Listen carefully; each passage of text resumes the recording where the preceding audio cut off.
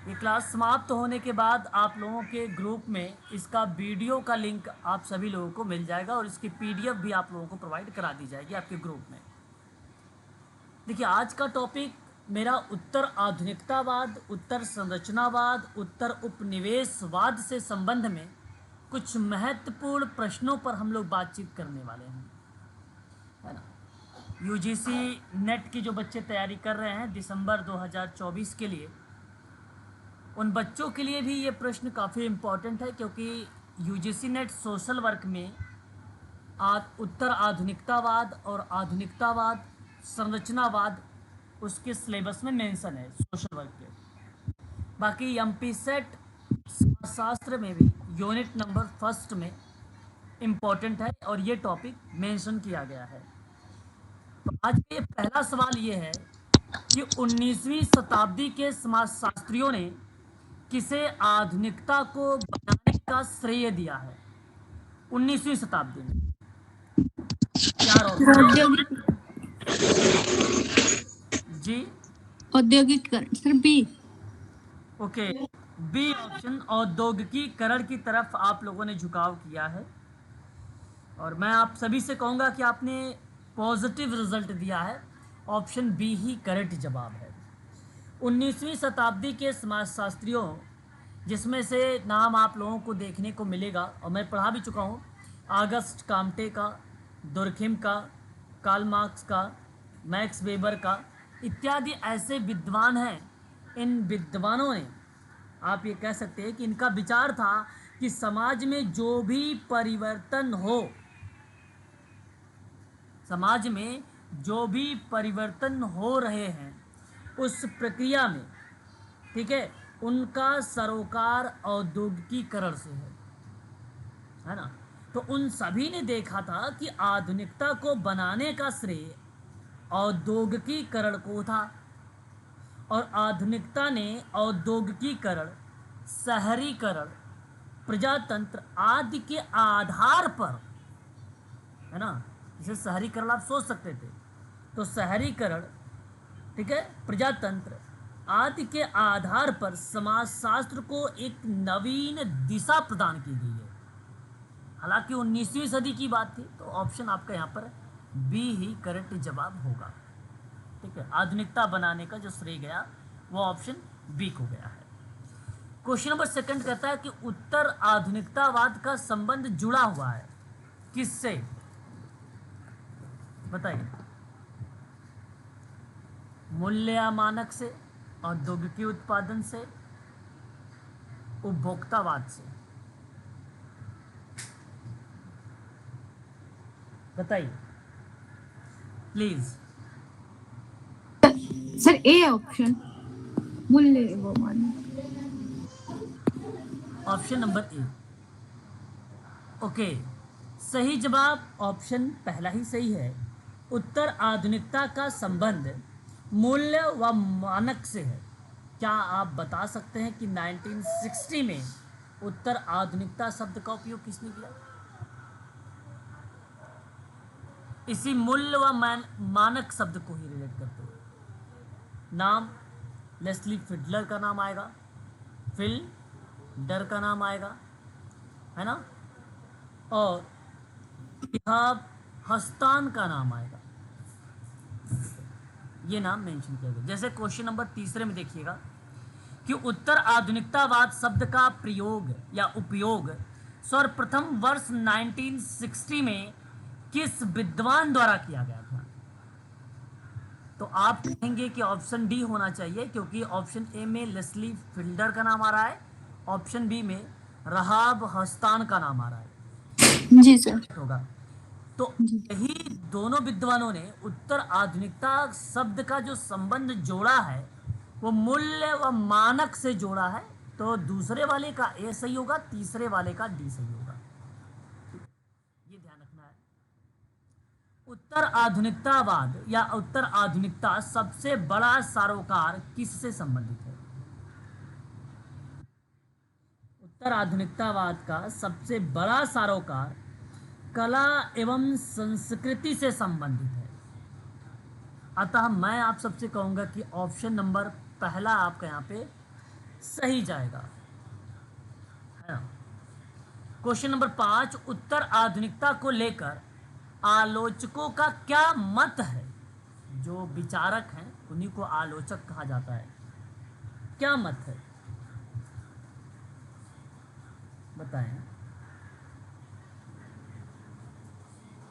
Question number 5 का सही option क्या होना चाहिए। Sir B. नहीं, यह एक सिद्धांत भी है, यह एक विचार भी है, यह एक कार्य पद्धति भी है, अतः आप डी कहें, है ना। मुझे याद है कि मैं आप लोगों को बताया हूं कि उत्तर आधुनिकता के दो अर्थ स्पष्ट रूप से बताए गए थे। पहला अर्थ ये मैंने बताया था कि उपागम अथवा सिद्धांत के रूप में अध्ययन किया जाता है, उसके विशेष दृष्टिकोण को प्रस्तुत किया जाता है। दूसरा अर्थ मैंने ये बताया था कि उत्तर आधुनिकता वैकल्पिक सामाजिक व्यवस्था है, और जब अल्टरनेट सोशल सिस्टम को लागू करते हैं तो उसके स्वरूप की रूपावली प्रस्तुत होती है। अतः आप ये कह सकते हो कि उत्तर आधुनिकतावाद में पूंजीवाद देशों की जीवन पद्धति से जुड़ा हुआ है, अतः वहाँ पर एक विधि के रूप में भी प्रकट होता है और एक विचार के रूप में भी आता है। मैं आप सभी लोगों से कहूँगा कि डी वाले ऑप्शन का चुनाव करेंगे, यही ऑप्शन सही जाएगा। क्वेश्चन नंबर 6, निम्न में से क्या उत्तर आधुनिकतावाद का लक्षण नहीं है। बताइए क्या लक्षण नहीं है। प्लीज एक बार आप सभी लोग अपने जवाब को यहाँ पे स्पष्टीकरण करें, क्या यहाँ पे करेक्ट जवाब होना चाहिए। सर डी आ सकता है, उपभोक्तावाद। उपभोक्तावाद कह रहे हो जी, सही बात आपने बताया है कि उत्तर आधुनिकता का फीचर पूछ लिया इस सवाल में। जैसे भाषा विज्ञान द्वारा भाषा का अध्ययन होता है, ये बात तो सही, उसका फीचर है उत्तर आधुनिकता का, क्योंकि आधुनिकतावादियों का मत था कि भाषा एक ऐसा माध्यम है ना जहां विचारों को अभिव्यक्त किया जाता है, इसलिए भाषा विज्ञान और भाषा का अध्ययन होगा। दूसरी पॉइंट में कहा गया मार्क्सवाद एवं प्रकारीवाद का विरोध, यानी उत्तर आधुनिकतावाद मार्क्सवाद और प्रकारीवाद का विरोध करता। इस परिभाषा के आधार पर अगर हम जब बात करेंगे फीचर में, तो मैंने आप लोगों को बताया था एक नाम, लियोटार्ड का नाम, और कहा भी था कि लियोटार्ड ये मानता था कि आधुनिक समाज में मार्क्स के श्रमिकों की मुक्ति की बात करता है, वर्गहीन समाज की कल्पना करता है, और उत्तर आधुनिकतावाद युग में ये प्रक्रिया बेसिकली समाप्त हो गई। तो जब समाप्त होगी तो इसका मतलब विरोध था, इसलिए बी वाला भी करेक्ट जवाब यहां पर माना जाएगा। प्रचलित सिद्धांतों का स्वीकृत कर दिया था, यानी विभिन्न ज्ञान शाखाओं में प्रचलित जो सिद्धांत है उसको अस्वीकार कर लिया गया, क्योंकि उत्तर आधुनिकतावादियों का ये विचार था कि सामाजिक विज्ञान के प्रचलित जो सिद्धांत है केवल शब्दों का मायाजाल है जो विचारों की रूढ़िवादिता को बनाए रखना चाहता है। तो ये भी एक प्रकार का विलक्षण था, यानी एक प्रकार से कह सकते हैं लक्षण है, लेकिन उपभोगवाद यहाँ पे लक्षण का पार्ट ही नहीं है उत्तर आधुनिकता में। फिर बताइए उपभोगवाद है क्या। श्रुति क्या हो सकता है बताओ। सर आधुनिकता का लक्षण, आधुनिकवाद का लक्षण उपभोक्तावाद। उपभोक्तावाद बेसिकली मैं आपको बता दूं, उपभोक्तावाद का एक ऐसा विचारधारा है जो भौतिक वस्तुओं और सेवाओं को अत्यधिक उपभोग पर महत्व देता है। आपने नाम सुना है कंज्यूम वगैरह जैसे शब्दों का।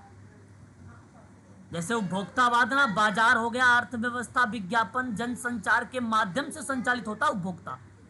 जी सर। आधुनिकता ऐसा शब्द नहीं करता है ना। जी जी। कहने का आशा यहाँ पर सही जवाब क्या था कि उत्तर आधुनिकता का लक्षण नहीं है, तो वो आपका डी होगा। जी। आपको मैं बता दूं कि आप सभी लोग ध्यान से सुनिए, यहाँ जो सवाल हम लोग चर्चा कर रहे हैं, ये यूनिट नंबर फर्स्ट की चौथे पॉइंट में आप देख रहे हैं। यहाँ पर उत्तर आधुनिकता और उत्तर संरचना, यहाँ से सवाल मैं आप लोगों से कर रहा हूँ। ठीक है। और इन्हीं के अंतर्गत सभी जैसे एंथोनी गिडेंस का नाम आएगा, कैसल्स का नाम आ जाएगा, अभी एडवर्ड सेड का नाम आएगा, बोर्डियो, फूको, हेर्बरमास, इन सभी के बारे में सवाल आने वाले हैं। और मैं इसी के टॉपिक अभी मैंने आप लोगों को समाप्त किया है। और कल जो मैं करूंगा आप लोगों से ना, वो रहेगा भारतीय चिंतक, ठीक है। M K Gandhi, B R Ambedkar, Radha Kamal Mukherjee, G S Ghurye, Srinivasan और इरावती कर्वे का नाम आएगा कल की क्लास में।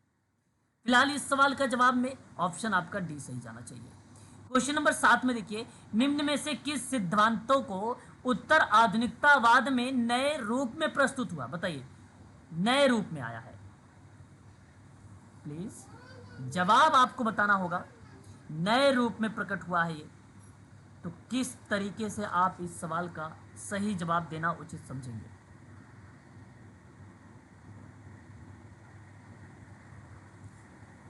क्वेश्चन नंबर 7 है भाई, क्या बात है, इतना शांति क्यों। सिद्धांतों को उत्तर आधुनिकता के नए रूप में प्रस्तुत किया गया है, तो मार्क्सवाद भी है आपका, नारीवाद भी है, परंपरागतवाद भी है, बी ऑप्शन। आपके सभी सही होने चाहिए। ऑप्शन नंबर आपका क्या जाना चाहिए यहाँ पर, डी वाला डी। सही होगा। उत्तर आधुनिकता का नए रूप में प्रस्तुत होना है ना, उत्तर आधुनिकता। उत्तर आधुनिकता सहयोग को महत्व देता, ये भी अगर ऑप्शन में होता सही होता। उत्तर आधुनिकता स्वयं सेवी पर बल देता, अगर ये भी ऑप्शन में होता तो वो भी सही होता आपका। उत्तर आधुनिकता मानवतावाद पर महत्व देता, ऑप्शन में होता तो वो भी सही होता आपका। उत्तर आधुनिकतावाद भावना की प्रधानता करता, तो अगर होता तो वो भी सही ऑप्शन में होता। ये एक प्रकार से डिफाइन कर रहा है। क्वेश्चन नंबर 8 कहता है, किस विद्वान ने समाजशास्त्र में बताया है कि वर्तमान समाज व्यक्तिवादी और खंडित है, व्यक्तिवादी और खंडित है। प्लीज जवाब बताइएगा एक बार। क्वेश्चन नंबर 8, लियोटार्ड का नाम आएगा, किसका नाम आएगा, लियोटार्ड का नाम आएगा भाई। लियोटार्ड के बारे में मैंने आप लोगों को पहले ही बता रखा है। मैंने कहा है कि उत्तर आधुनिकता युग में बेसिकली जब मार्क्स खत्म हो जाएगा, मतलब मार्क्स के श्रमिक की मुक्ति की बात होगी, वर्गहीन समाज की कल्पना की बात होगी, तो जाहिर सी बात है वहाँ पे उत्तर आधुनिकता युग समाप्त हो जाएगा। तो मार्क्स की तरह ही पार्सन्स हैं, मर्टन है, जॉर्ज होमस है, इनके सिद्धांतों का आज केवल वृत्तांत मात्र ही रह गया है। और लेकिन उत्तर आधुनिकतावादी विचार ना तो मार्क्स द्वारा प्रतिपादित है, ना ही वहाँ पे वर्गहीन समाज के स्थापित होने की प्रक्रिया के बारे में बात करता है। परंतु लियोटार्ड और उनके साथ अन्य कुछ और विद्वान थे जिन्होंने उत्तर आधुनिकतावादी विचारकों का मत था कि वर्तमान समाज जो है वो व्यक्तिवादी और खंडित है। तो सही जवाब आपका यहाँ पे लियोटार्ड होगा, ठीक है, सही ऑप्शन आपका ए होगा। क्वेश्चन नंबर 9, उत्तर आधुनिकता के अंतर्गत ना विशिष्टीकरण के महत्व पर बल दिया गया, जबकि उत्तर आधुनिकता में बताइए किस पर बल दिया गया। आसान सवाल है, अगर एक तरफ विशिष्टीकरण होगा तो दूसरी तरफ संपूर्णवाद होगा, और संपूर्णवाद ऑप्शन नंबर बी में है। क्या आप सभी को बात समझ में आ रही है, सवाल समझ में आ रहे हैं, बताइए। जी सर। हाँ, चलिए आगे बढ़ते हैं और भी सवालों को देखने का प्रयास करते हैं। अगला सवाल आपके सामने प्रकट होता है कि आधुनिकता में विज्ञान को महत्व दिया गया है, जबकि उत्तर आधुनिकता डैश को महत्व दिया गया है, मानवतावाद। सी है। अगर आप यहाँ पे कह रहे हैं कि आधुनिकता में विज्ञान यानी साइंस पर बल दे रहे हो, तो उत्तर आधुनिकता में मानवतावाद पर बल दे रहे हो, अतः विकल्प आपका सी सही जा रहा है, सही बात है। किस सदी में उत्तर संरचनावाद के विषय परिप्रेक्ष्य में समझा जाने लगा, किस सदी में, सदी की बात हुई है, सदी की बात हो रही है, तो आप सबको पता होना चाहिए। यहाँ पे सिंपल सी बात है, एक तो देरिडा का नाम याद होना चाहिए, एक तो मिशेल फूको का नाम याद होना चाहिए। दोनों का जो रोल था वो दोनों ने 1966 में किया था। आर्कियोलॉजी ऑफ नॉलेज में मिशेल फूको काफ़ी फेमस रहे, है ना। उनकी अवधारणाएं अगर देरिडा की बात करें हम लोगों ने, तो वहाँ पर हमने देखा कि उत्तर संरचनावाद के अंतर्गत ही भाषा की संरचना के लेख के आधार पर विखंडन जैसे अवधारणा को प्रस्तुत कर दिया था। तो उत्तर संरचनावाद जब मैं 1966 बोल रहा हूँ तो इसका मतलब ये हुआ कि ये 19वीं सदी का नाम बनेगा, ना कि 20वीं सदी, सॉरी 20वीं नहीं, ना कि आपकी 19वीं। ऑप्शन आपका जाएगा ए वाला, 20वीं सदी बनेगा।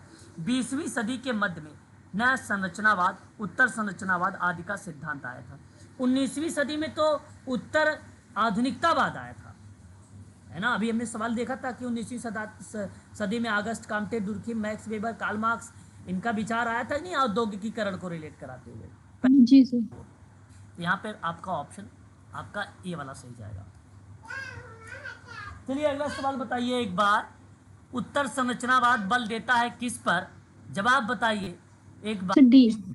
Govinda, Shruti, D Mridula, option. बताओ। Sonal, D option. क्या होना चाहिए sir? D option. Devdas, okay. चलिए मैं बताता हूँ, क्वेश्चन नंबर 12 में अभी आपने जो अपने विचारों को प्रकट किया है, मेरे हिसाब से इस सवाल का जवाब ऑप्शन नंबर बी ही सही है। भाषा की अपेक्षा लेखन पर बल, जिससे विषयों के विविध पक्ष पर बल दे।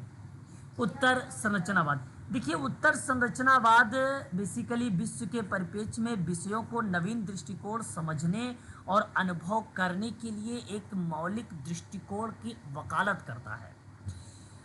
तो देखो उत्तर संरचनावाद आपके मन में ये भी आ सकता था कि भाई भाषा का संरचना प्रणाली, फिर ढांचागत पक्ष पर बल और उत्तर संरचना पर बल, उपर्युक्त सभी आप लगा सकते थे डी पर भी ऑप्शन। लेकिन देखिए संरचनावाद में जहाँ महत्वपूर्ण था तो वहीं उत्तर संरचनावाद महत्वपूर्ण था, और उत्तर संरचनावाद में लेखन महत्वपूर्ण हो गया था। ठीक है, लेखन महत्वपूर्ण हो गया था, इस वजह से लेखन पर बल दिया गया भाषा की अपेक्षा, और विषयों में विविध पक्ष पर बल दिए गए। अतः मैं आप लोगों से कहूँगा ये फैक्ट वाला सवाल था, ऑप्शन बी वाला ही सही जवाब था। जी सर। ठीक है। 13 में देखिए उत्तर संरचनावाद की अवधारणा का उदय हुआ था, बताइए अमेरिका से, फ्रांस से, जापान से, या सभी जगह पे? नाम, बी फ्रांस और जर्मन। अच्छा नाम बता दीजिए फिर, फ्रांस का कौन विद्वान था अगर आप? अल्थुजर सही जवाब दे रहे हैं। फ्रांस जी और जर्मनी में अगर आप बात कर रहे हैं यहाँ पर मुझसे, हाँ। यहाँ पे परंपरागत रूप से फ्रांस जर्मनी के विचारक में देखने को मिला, तो फ्रांस में अल्थुजर जैसा विद्वान ही मौजूद था, बड़ा फेमस भाई समाजशास्त्र में, और सही जवाब है अल्थुजर। ठीक है, बाकी संरचनावाद में मार्क्स का संस्करण के रूप में भी दिया गया है ना, संस्करण का रूप भी दिया गया है। अतः मैं आप लोगों से कहूँगा बी वाला सही है। अल्थुजर नामक विचारक किस देश से था? देखो भाई यहाँ पर ऑप्शन नंबर पहला ही सही हो जाएगा, फ्रांस से संबंधित था। क्वेश्चन नंबर 15, किस विद्वान ने संरचनावाद को मार्क्सवाद का संस्करण का रूप दिया, जो आगे चलकर उत्तर संरचनावाद में परिवर्तित हो गया? बी। क्या बात है भाई, अल्थुजर का नाम बता रहे हो। चलो और भी लोग बताएं जरा, इस सवाल का जवाब क्या होना चाहिए? सही डी ऑप्शन। अल्थुजर का ही नाम होना चाहिए, अल्थुजर सही है, अल्थुजर ही सही है। मार्क्सवाद का संस्करण का रूप भी दिया, आगे चलकर उत्तर संरचनावाद में परिवर्तित हो गया। इसी प्रकार का संरचनावाद को 3 परंपरा मानव शास्त्रियों, मार्क्सवादी और उत्तर संरचनावादी स्वरूप का विकास जो है फ्रांस में ही हो गया, और जब फ्रांस का नाम आया तो अल्थुजर का नाम, सिंपल सी बात है, आना है। कहता है निम्नलिखित में से कौन सी 3 संरचनात्मक परंपराओं का विकास फ्रांस में हुआ था? तो मैंने अभी भी बताया आप लोगों को ना, एक तो शास्त्री का नाम लिया, दूसरा मैंने लिया था मार्क्सवाद का, तीसरा मैंने संरचनावाद का। अतः आप विकल्प डी का चुनाव कर सकते हैं, यस या नो। जी। क्वेश्चन नंबर 17 देखो, किस विद्वान ने उत्तर संरचनावाद का जनक कहा गया है? दरिदा। दरिदा का नाम आता है, बिल्कुल सही जवाब, ऑप्शन नंबर आपने सही चुनाव किया है, ए को। बताओ जे दरिदा ने किस वर्ष उत्तर संरचनावाद की अवधारणा बताया था?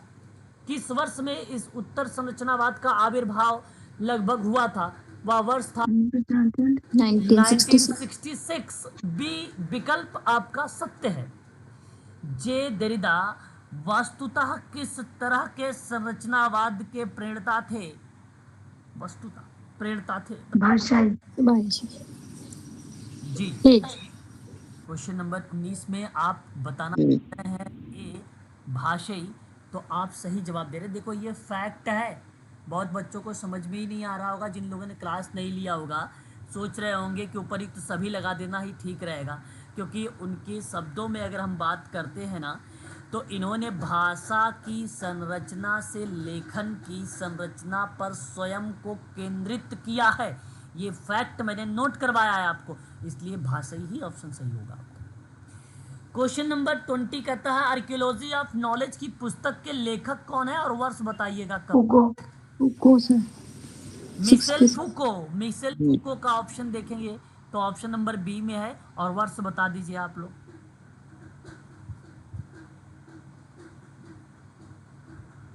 नाइनटीन 1966 भाई, है ना, 1966। क्वेश्चन नंबर 21 देखो, कहता है निम्नलिखित में से कौन से उत्तर संरचनावाद के लक्षण हैं। क्वेश्चन नंबर 21, अच्छा सवाल है भाई। एक विधि के रूप में बनेगा और वाणी भाषा के रूप में, भाषा की आधारभूत इकाई के संकेत के रूप में भी होगा।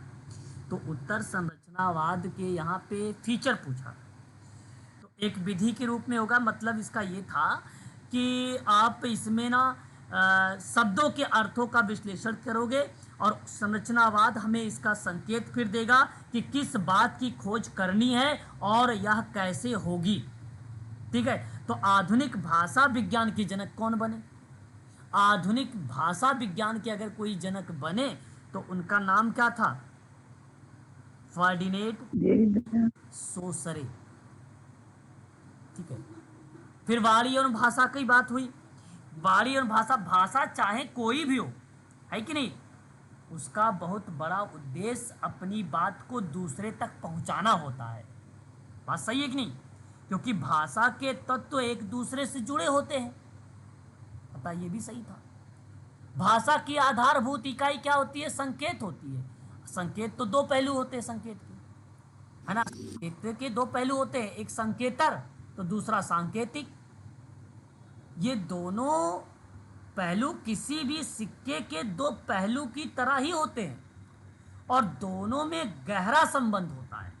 संकेतर संकेत देने वाली भौतिक वस्तुएं होती हैं, है कि नहीं, इसमें एक संकेतर आता है। और वहीं जो दूसरा सांकेतिक पहलू था, वो सांकेतिक का अर्थ समाज निकालता है। जैसे लाल रंग का अर्थ समाज में खतरे को लगाया जाता है, ये संकेत दे दिया। तो भाषा का आधार हुआ कि नहीं हुआ उत्तर संरचनावाद में? अतः विकल्प डी होना चाहिए या नहीं होना चाहिए? जी सर। किस विद्वान ने भाषा के आधार पर संरचनावाद का एक मॉडल या पैराडाइज्म बनाया? Very very most important, UGC net social work के बच्चों के लिए भी होगा ये सवाल। Derrida. सो ए आएगा सर। फर्डिनेंड सोसरे का नाम आएगा, बिल्कुल। आप वाक्य विन्यास और फैडर, जो पैराडिज्म शब्द है ना, ये कहता है कि भाषा के किसी भी शब्द या संकेत का अर्थ इस बात पर निर्भर करेगा कि इस शब्द या संकेत या दूसरे शब्द या संकेतों के साथ क्या संबंध है ना। तो इसलिए संरचनावाद का एक मॉडल या पैराडिज्म बनाया गया, जिसमें कई एलिमेंट भी थे, है ना। हालांकि यहाँ पे सही जवाब पहला ही होगा आपका सही।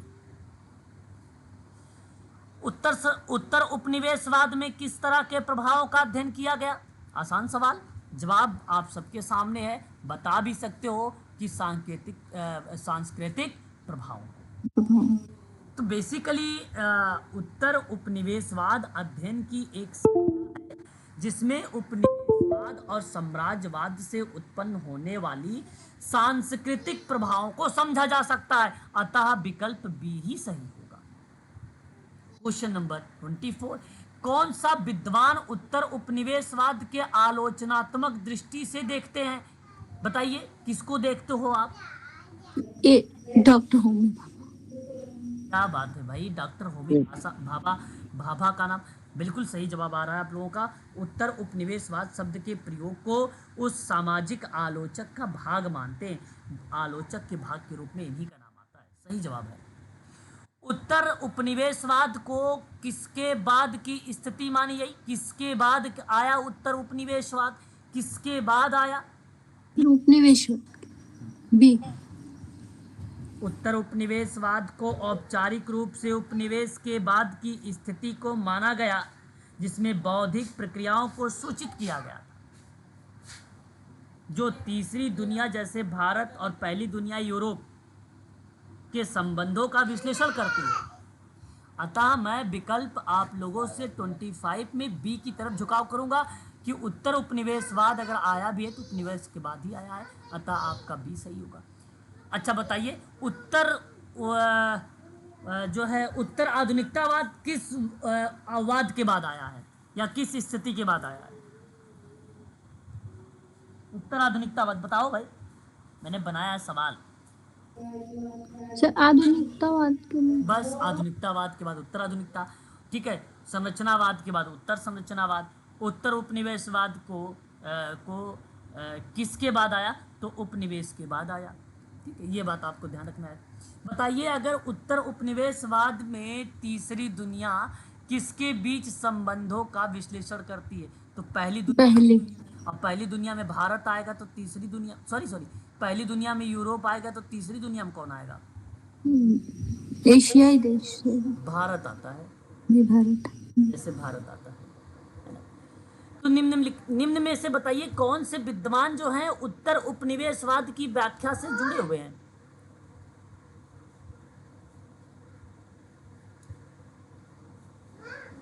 सभी है सर।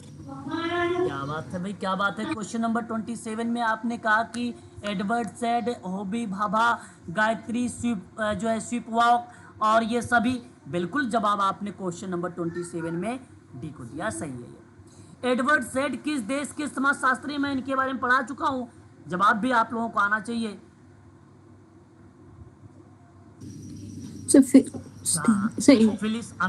अमेरिकी विद्वान रहे हैं, फिलिस्तीन के ये अमेरिकी विद्वान हैं, 20वीं शताब्दी में प्रसिद्ध हुए थे। ये समाजशास्त्री और मानवशास्त्री हैं। सन 1935 में एडवर्ड सैड का जन्म हुआ था। सांस्कृतिक और राजनीतिक समझ के अंतराल में इन्होंने अपनी एक सकारात्मक दृष्टिकोण प्रस्तुत किया है। सन 2003 में ल्यूकोमिया के कारण इनकी क्या हो गई? मृत्यु हो गई। कभी कभी पूछता है किसके कारण मृत्यु हुई है, तो आप लोग ना ल्यूकेमिया एक बीमारी है, ये आप ध्यान रखिए। ओरिएंटलिज्म नामक पुस्तक है, सन 1978 में आई थी। मुझे याद है कि मैंने आप लोगों को बताया है। जी सर, एडवर्ड सैड का था, बिल्कुल। देखिए, ऐसे ही आपके सवाल एमपी सेट में देखने को मिलेंगे। फैक्ट में आपने जो पढ़ा है उस पर हम लोग कर रहे हैं प्रैक्टिस, ठीक है। तो ऐसे ही सवाल आपको मिलने वाले। सेट का पेपर ना नेट से लो लेवल का होता है, ठीक है। और यदि आप यहाँ पे अच्छे से इसकी स्टडी कर रहे हैं, बराबर रेगुलर पढ़ाई कर रहे हैं, तो आप आसानी से कर सकते हैं, ठीक है। उत्तर संरचनावाद के माध्यम से उपनिवेशीय संस्कृति के आधार पर प्राच्य और पाश्चात्य के आधार पर संस्कृतियों का अध्ययन किया था कौन? प्लीज भाई, एडवर्ड सैड का नाम आएगा। सैड ने प्राच्यवाद की अवधारणा से समाजशास्त्री मानसिकता पर प्रहार किया और पश्चिमी और यूरोप केंद्रित व्यवस्था यानी सत्ता पर प्रश्न लगा दिया, है कि नहीं? तो मेरा कहने का आशा यहाँ पर यही बनेगा कि जब आपसे सवाल बने प्राच्य और पाश्चात्य, तो सही जवाब आप लगाइएगा यहाँ पर Edward Said, option number C. Europe केंद्रीय पूर्वाग्रह किस प्रकार की संस्कृति को दर्शाता है? यूरोप केंद्रित पूर्वाग्रह, प्लीज बताइए, ऑप्शन बताइए। पूर्वाग्रह से प्राच्य संस्कृति को देखा गया, यूरोप केंद्रित पूर्वाग्रह, है ना? तो इस प्रकार की संस्कृति को दर्शाता है जहां पूर्वाग्रह से प्राच्य संस्कृति को देखा गया है। समझ गए आप? प्राच्य का मतलब मैंने अभी बताया ना, साम्राज्यवादी मानसिकता पर प्रहार किया है ना? तो जाहिर सी बात है पश्चिम की यूरोप केंद्रित सत्ता पर प्रश्न लगाया था, उसी पे ये सवाल था। क्वेश्चन नंबर 32 बताइए जरा कि एडवर्ड सैड ने किस प्रकार की संस्कृति के अध्ययन पर बल दिया है? बताइए, तो आसान है। सर ये सभी। और फोर्थ कह रहे हो आप लोग?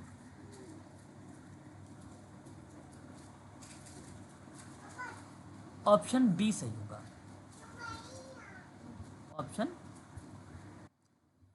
बी सही होगा कि एडवर्ड सेड ने प्राच्य संस्कृति पर अध्ययन पर बल दिया है, और बहुत इंपॉर्टेंट सवाल है ये। ऑप्शन बी होगा। किस विद्वान ने कहा कि पूर्वी संस्कृतियों का अध्ययन अकादमिक उद्देश्यों से नहीं बल्कि साम्राज्यवादी वर्चस्व की स्थापना करने के लिए किया गया? ये नाम बताइए, कौन विद्वान है ये जो प्राच्य संस्कृति आप देख रहे हैं ना, इसका मतलब जानते हैं क्या है? ओरिएंटलिज्म। सेड। ठीक है, सवाल इसमें बताइएगा 33 में विकल्प आपके कौन से होने चाहिए सत्य, तो आप कहेंगे एडवर्ड सेड।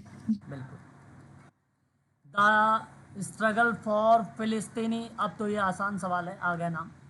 सेल्फ डिटर्मिनेशन नामक पुस्तक किसके द्वारा प्रकाशित हुआ सन 1944 में, 1944 में? विकल्प सेड। विकल्प बी एडवर्ड सेड का नाम आएगा। बिल्कुल आपने सही जवाब यहाँ पर चुना है। एडवर्ड सेड ने किस मध्य पूर्वी देश को लेकर अध्ययन किया था? जवाब बताइए आप। फिलिस्तीन। जी तो फिलिस्तीन। ओके, आपने 35 का विकल्प अगर ए का चुनाव किया है, फिलिस्तीन का नाम, तो सही जवाब दिया है। एडवर्ड सेड ने किस मध्य पूर्व देश को लेकर अध्ययन किया? तो वो ऑप्शन आपका पहला हो जाएगा, फिलिस्तीन। द क्वेश्चन ऑफ पैलेस्टाइन, ये सवाल है भाई, और ये सवाल के बारे में मैं आप लोगों से पहले भी बता चुका हूँ। Sir Edward said. जरा वर्ष बताओगे प्लीज? अगर आप सर वर्ष याद नहीं। वर्ष याद नहीं है, चलो कोई बात नहीं, लेकिन मैं आप सबसे एक बात कहना चाहूँगा कि वर्ष जरूर याद रखा करें आप लोग, ठीक है? द क्वेश्चन ऑफ पैलेस्टाइन नामक पुस्तक सन 1979 में एडवर्ड सेड के द्वारा प्रकाशित किया गया, ठीक है? कल्चर एंड ठीक है, कल्चर एंड इंटरलिज्म शब्द के बारे में भी एडवर्ड सेड का नाम आता है, ठीक है? यहाँ पर ये भी बात आप लोगों को थोड़ा सा ध्यान में रखना पड़ेगा। और the world, the text and the critic सन 1983 में किताब आई थी, एडवर्ड सेड का ही वो भी किताब मानी गई है। पियरे बोर्डियो किस सदी के फ्रांसीस विद्वान थे? आप देखिए यहाँ पे एक बार सिलेबस, अब आपके सिलेबस में नाम आ गया किसका? अब सवाल सारे जितने भी बनने वाले हैं पियरे बोर्डियो से बनने वाले हैं, ठीक है? तो सही जवाब दीजिएगा। तो किस सदी के फ्रांसीस विद्वान है? 20वीं सदी के, ठीक है? सन 1930 के दशक से 2002 तक का इनका कार्यकाल रहा है। फ्रांसीस समाजशास्त्री, मानववादी दार्शनिक हैं ये, और एक समाजशास्त्री के रूप में पियरे बोर्डियो का योगदान जानते हैं कहाँ पर मिला है? उत्तर आधुनिकतावाद में मिला है। और उत्तर आधुनिकतावाद के संदर्भ में सांस्कृतिक पूंजी और सांस्कृतिक पुनर्उत्पादन, और एक नाम आप सबको पता होगा क्या? हाइबिटस का नाम है, ये बहुत फेमस है, तो इस पर भी है। तो देखिए यहाँ सही जवाब होना चाहिए आपका ए। बोर्डियो के सांस्कृतिक पूंजी का मतलब क्या बताया था? सांस्कृतिक पूंजी का मतलब क्या बताया था?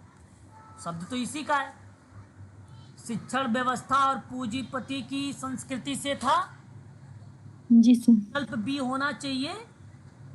जी सर। में सांस्कृतिक हानि पर एक प्रचलित सिद्धांत निकलकर सामने आया था, और आप सभी कहेंगे कि बी विकल्प सही होगा। सांस्कृतिक पूंजी की अवधारणा किस समाजशास्त्री से संबंधित रहा है? क्या जवाब?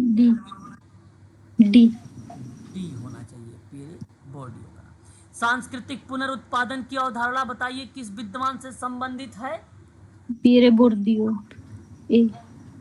बिल्कुल सही जवाब, पियरो बोर्डियो। उच्च शिक्षा से उच्च संस्कृति और उच्च संस्कृति की अवधारणा बोर्डियो के किस सिद्धांत से संबंधित रहा है? सांस्कृतिक पूंजी। पुनरुत्पादन सांस्कृतिक। से। जी। सांस्कृतिक पुनरुत्पादन से, अतः विकल्प बी सही है ना? ये बात आपने सही बताया है। वहीं कहा जा रहा है क्वेश्चन नंबर 42 में कि पियरे बोर्डियो ने अपनी एक किताब लिखा जिसका नाम था रिप्रोडक्शन एंड एजुकेशन। यहाँ पे देखो इनके बजाय एन आएगा। मैं अपने किस अवधारणा पर चर्चा किया था? ये किताब आपको पता भी होना चाहिए कब आई।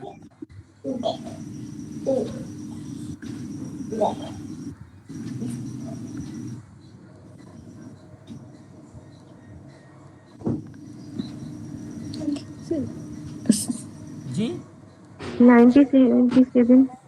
हाँ, तो इसका बताइए किससे संबंधित है ये? Sir habits. हैबिटस से संबंधित है, बिल्कुल। हैबिटस की अवधारणा इसी किताब में आई थी। इसे परिभाषित करते हुए कहते हैं, जानते हैं क्या?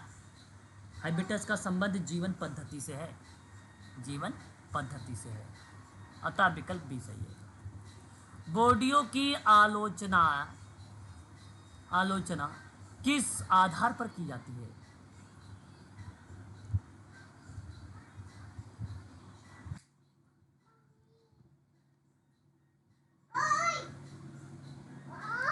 अति संवेदनशील के आधार पे। भी सही होगा आपका।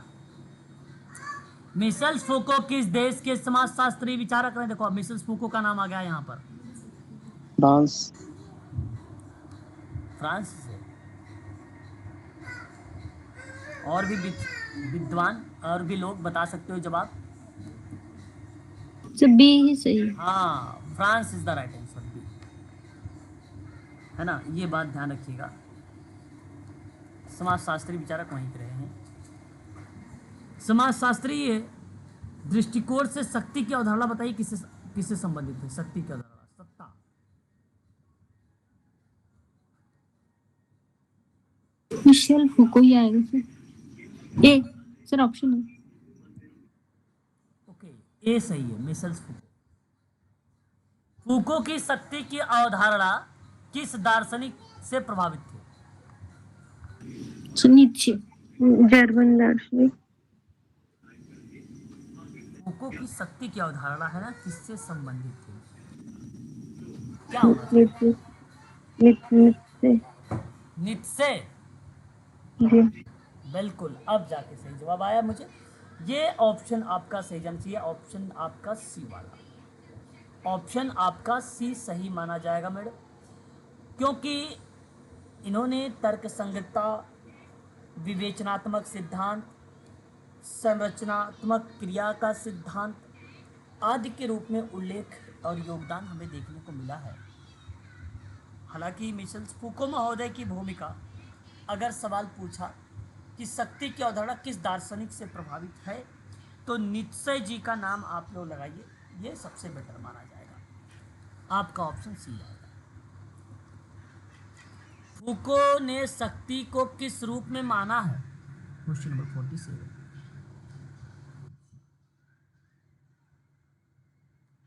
एक संस्था के रूप में माना है ना? तो देखो फूके ने शक्ति के कितने दृष्टिकोण बताए हैं? 3 बताए थे। 3। एक तो संस्था के रूप में, दूसरा शक्ति और ज्ञान के रूप में, तीसरा शक्ति का संबंध व्यक्ति के ज्ञान के रूप में, अतः विकल्प यहाँ पर पहला ही जाएगा। फूको ने शक्ति के कितने पक्ष बताए हैं? 3, 4, 2, 5। 3। शक्ति और ज्ञान के परस्पर संबंध के रूप में किस विद्वान का सिद्धांत दिया गया है? 49। तो Foucault B, Michel Foucault. Michel Foucault ने ज्ञान, शक्ति और व्यक्ति का त्रिभुज, वही जो मैंने भी 3 पक्ष यहाँ पे बताया है, इसी को त्रिभुज का रूप दिया गया है। बताइए किसने दिया है? Michel Foucault. मिशेल फूको ने। ठीक है, अब बात करेंगे max weber.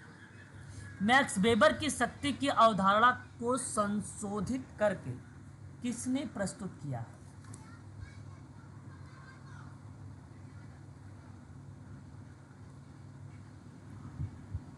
Yes sir.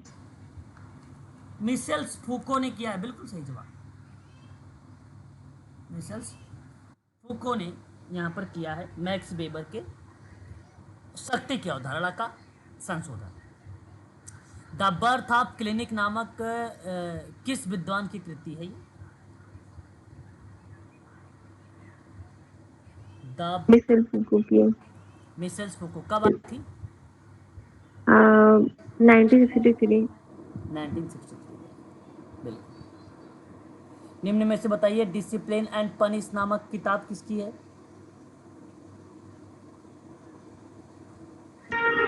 Micelle फूको कब आई यस। थी ये? 1975। ओके। आर्कियोलॉजी ऑफ नॉलेज किताब कब आई है? 1966। कब आई है? 1966। हाँ, ये सही जवाब है, 1966। आर्कियोलॉजी ऑफ नॉलेज की किस विद्वान की किताब मानी जाती है? तो मिशेल्स फूको की, ये सही है, ठीक है। और 1966। अब देखिए, अब हम लोग देखने वाले हैं किसके बारे में? यूर्गेन या जर्गेन हैबरमास के बारे में। Sir, the archaeology of knowledge 1969 में आई है या 1966 में आई है? 1966 में है, 69 गलत जवाब है, ठीक। ऑप्शन आपका बनेगा यहाँ पे 66 बनेगा। क्लियर रहेगा? बताइए, जी सर। हैबरमास किस देश का विचारक है? Habermas Germany. जर्मन। अगर आपने यहाँ पर जवाब दिया है बी तो सही होगा, जर्मनी आपका। ज्ञान की व्यवस्थाओं का विश्लेषण किस विद्वान ने किया है? ज्ञान की व्यवस्था विश्लेषण 3 प्रकार का विश्लेषण है, एक अनुभाविक है, एक ऐतिहासिक है, कि एक विवेचनात्मक है। मैंने पढ़ा ज्ञान की हैबरमास। हैबरमास, सही जवाब सी। हैबरमास ने ज्ञान की कितनी व्यवस्थाओं का विश्लेषण किया है? 3। 3। नाम बताओ। अनुभाविक, ऐतिहासिक ज्ञान और विवेचनात्मक ज्ञान। ठीक है, बहुत बढ़िया। क्वेश्चन नंबर 58, आधुनिकता एक अधूरी परियोजना है, किसका कथन है ये?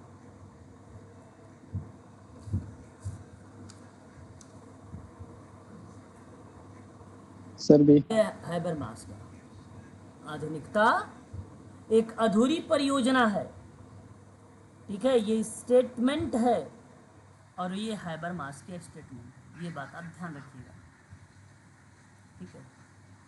हैबरमास ने मनुष्यों के हितों का विश्लेषण कितने भागों में बांट कर किया? ये भी नोट करवाया मैंने। 3। 3 है ना। मनुष्य के हितों को नाम बता सकते हो? तकनीक हित, व्यवहारिक हित और उद्वारक हित। उद्वारक हित जानते हैं क्या होता है? मनुष्य के ज्ञान को बढ़ाकर उसकी उसकी दशा को सुधारने और संवर्धन करने हेतु ज्ञान प्राप्त होता है, ठीक है। तो विकल्प आपका यहाँ पे दी जाएगा। हैबरमास के अनुसार बताइए, निम्नलिखित में से कौन पूंजीवाद का एक रूप नहीं है? बताइए, पूंजीवाद को रिलेट नहीं कराता। सूचना परक पूंजीवाद। बताइए, लेजिटिमेशन क्राइसिस नामक एक पुस्तक है, और ये पुस्तक दिया किसके द्वारा है? किस विद्वान के द्वारा? हैबरमास। बिल्कुल, आपने यहाँ पे अगर हैबरमास का नाम दिया है तो आपने करेक्ट जवाब दिया है। इसी शब्द को पहली बार समाजशास्त्र दार्शनिक जर्गन हैबरमास के द्वारा पेश किया गया था। कब? तो 1974 में। कब किया गया था? 1973 में। विकल्प आपका पहला सही होगा। एंथोनी गिडेंस विचारक माने जाते हैं, बताइए किसके?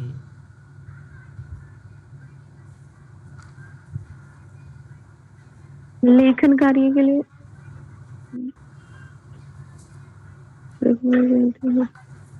ओके, सही जवाब क्या होना चाहिए? Anthony Giddens. उत्तर आधुनिकतावाद के लिए। हाँ, उत्तर आधुनिकतावाद की विचारक माने जाते हैं। विकल्प बी सही होगा। किसने आधुनिकतावाद को उन्नत अवस्था का वर्णन करने के लिए जर्गनॉट का नाम दिया था?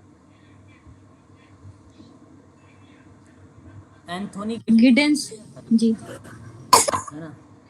आधुनिकता को उन्नत बनाने का वर्णन करने के लिए जगरनॉट शब्द का प्रयोग किया और इसका सबसे प्रमुख कार्य संरचनाकरण का सिद्धांत रहा है।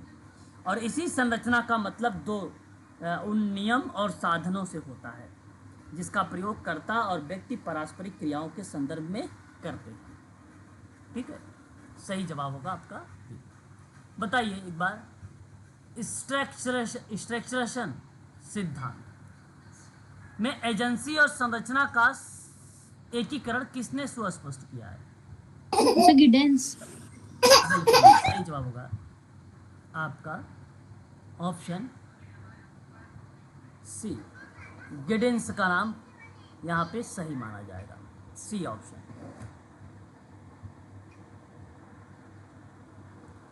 बताइए क्वेश्चन नंबर 65, निम्न में से बताइए किसने संरचनाकरण सिद्धांत को अप्रकार्यवादी घोषणा पत्र कहा था? भाई, अप्रकार्यवादी घोषणा पत्र कहा है किसने? एंथोनी गिडेंस ने कहा है। गिडेंस का संरचनाकरण किस आयाम को अपने विश्लेषण के केंद्र में रखने का प्रयत्न किया है?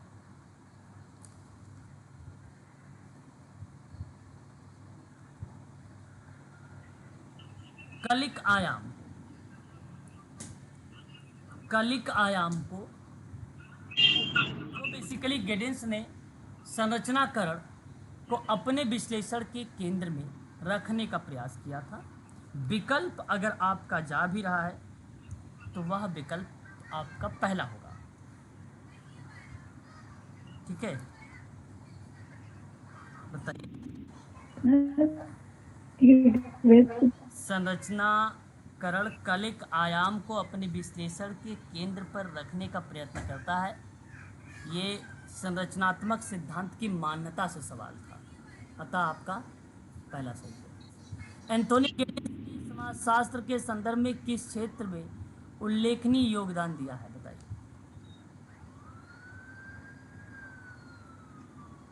संरचनात्मक सिद्धांत और सामाजिक क्रिया, विकल्प सी जाएगा। किस समाजशास्त्री ने यह बताया है कि संरचना और सामाजिक क्रिया एक ही सिक्के के दो पहलू हैं?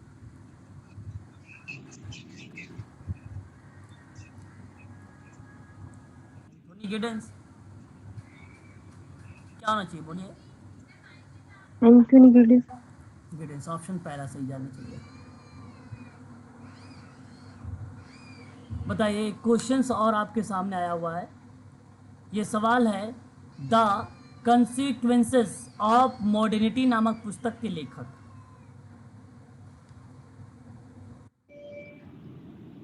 गिडेंस। कब? 1984। Politics of sociology in the thoughts of Max weber, बताइए किसकी रचना है?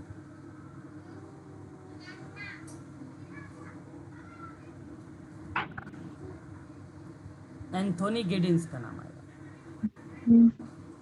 सही बात है। Sociology. Politics and sociology in the thought of Max Weber, सन 1972 में आया था।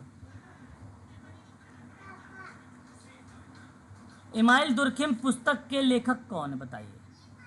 इमाइल दुर्खिम के किताब है, मतलब नाम नहीं है इमाइल दुर्खिम की पर्टिकुलर, उसके नाम पर ही कोई एक विद्वान ने किताब लिखा था और सन 1978 में लिखा था, बताइए कौन लिखा था? गिडेंस ही होगा, ए गिडेंस। गिडेंस ही आएगा, ऑप्शन ए सही होगा। Capitalism and modern social theory नामक पुस्तक है, किसने लिखा है? गिडेंस। गिडेंस। गिडेंस ने लिखा है। और ये कब लिखा था? 97। 71 में। अब बात करेंगे मैनुअल कैस्टेल किस देश का समाजशास्त्री था, बताइए। स्पेन के थे सर। स्पेन के थे, ऑप्शन नंबर ए सही होगा। निम्न में से बताइए किस विद्वान ने शहरी समाजीकरण का समर्थन था? Option A. देखिए सर इसमें लेकिन आपको दो ये तीन। वाला जी बताएं। जी सर, कंटिन्यू सब कुछ। मैं ये कह रहा था कि देखिए इनके दो तीन शब्द हैं, ठीक है, तो आपको याद रखनी चाहिए कैस्टेल के बारे में। एक तो आपको ध्यान रखना होगा शहरी सामाजिक समाजशास्त्र, है ना, एक शब्द काफ़ी इम्पोर्टेंट रहा है इनका, परीक्षा में आता रहता है हमेशा। एंड दूसरा एक सूचना समाज याद रखना होगा। तीसरा आपको सामाजिक आंदोलन।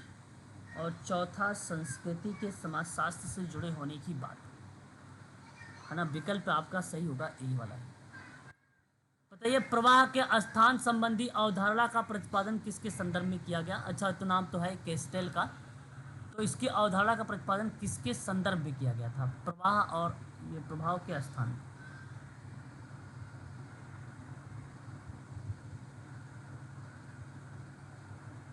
बताइए। सर ये मलिन बस्ती का सब कुछ इससे रिलेटेड है। सर इसका सही जवाब होगा शहरी समझ। शहरी शहरी समाजीकरण। शहरी समाजीकरण। द इंफॉर्मेशन इज इकोनॉमिक एक पुस्तक है, सन 1990 में लिखी गई थी, ठीक है। बताइए सूचना का समाज के महत्व के लिए किसने रेखांकन किया है? C C I Manuel Castells. Manuel Castells. Manuel Castells ने समाजशास्त्र को या के किस संदर्भ में महत्वपूर्ण योगदान दिया था, बताइए। सूचना समाज के महत्व। ये जी आपने कहा यहाँ पे, मैं आपसे बता दूँ, सूचना समाज के महत्व, अर्थव्यवस्था, समाज, संस्कृति, यानी आप यहाँ पर कहिएगा डी, है ना।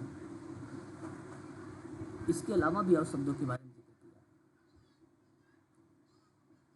किस समाजशास्त्री ने सामाजिक संरचना और अर्थव्यवस्था पर पड़ने वाले डिजिटल प्रभाव का उल्लेख किया है? Manuel Castells.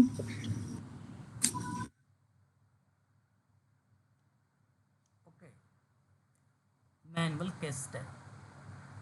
एंड मिलेनियम प्रसिद्ध एक किताब है, एक पुस्तक है। इस पुस्तक के लेखक कौन है या विद्वान कौन है?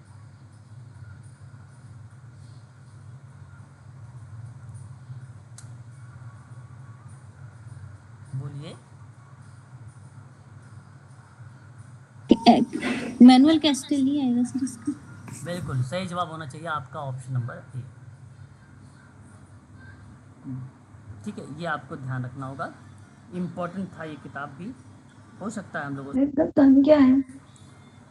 देखिए यहाँ पे कैस्टेल महोदय ने सन 1980 के दौर में, है ना, 80 की दौर में ये प्रक्रिया बेसिकली इन्होंने मेंशन किया था। अतः आप कह लीजिए कि एंड ऑफ मेनेलियम जैसे सब।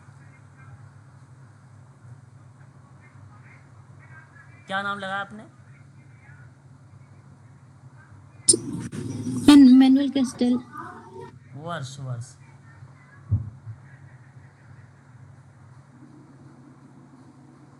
1980 कहिएगा। निम्न में बताइए कौन सी पुस्तक मैनुअल कैस्टेल की रचना है? इसमें बताना है रचना कौन सी है।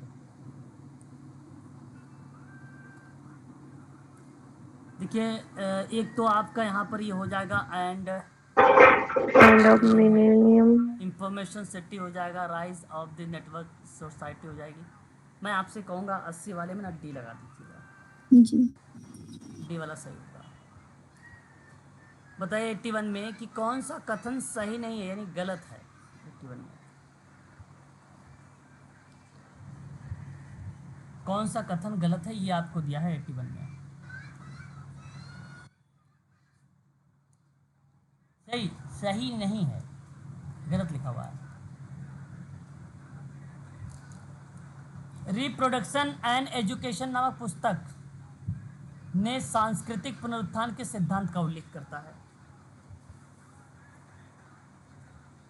पता है हैबिटस सिद्धांत जो है ना, रिप्रोडक्शन एंड एजुकेशन की किताब मिलता है हैबिटस का, ना कि सांस्कृतिक पुनरुत्थान का सिद्धांत मिलता है। सांस्कृतिक पुनरुत्थान का सिद्धांत बेसिकली ये अलग का है, एक शिक्षण व्यवस्था के रूप में बड़ा कार्य करता है, वो अलग बात है। लेकिन मीनिंग दोनों आगे पीछे लिखा है बस केवल, ठीक है। यहाँ तक तो ये सही था, लेकिन इसके आगे क्या लिखना चाहिए था जानते हैं? हैबिटस लिखना चाहिए था। हैबिटस का सिद्धांत उल्लेख होता है, गलत लिख दिया यहाँ पे सांस्कृतिक पुनरुत्थान। अतः आपका सी होना चाहिए, ठीक है। बाकी सब सही है, यही केवल मिस्टेक था। 82 में देखिए, निम्नलिखित कथनों में बताइए कौन सा कथन असत्य नहीं है यानी सही है वो। ए मैनुअल स्पेनिश समाजशास्त्री असत्य नहीं है। देखिए भाई, मैनुअल स्पेनिश समाजशास्त्री हैं।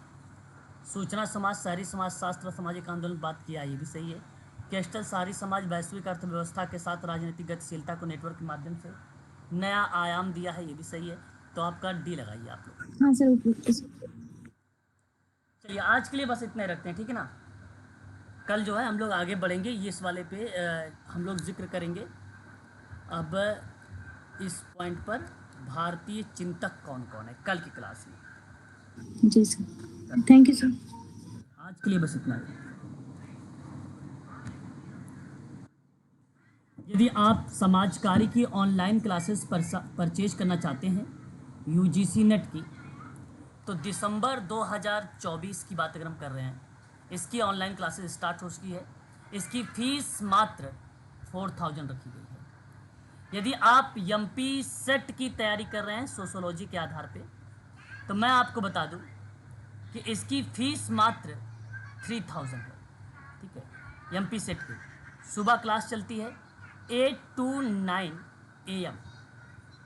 सारे कंटेंट, रिकॉर्डेड क्लासेस, सब कुछ आप लोगों को यहाँ पर प्रोवाइड कराया जाएगा एमपी सेट में।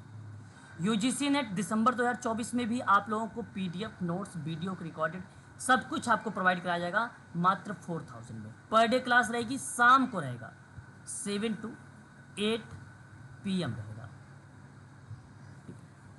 अधिक जानकारी के लिए मेरा नंबर नोट करें आप, 8506031308 पर आप मुझे व्हाट्सअप भी कर सकते हो और कॉल भी कर सकते हो, ठीक है। आज के लिए बस इतना है।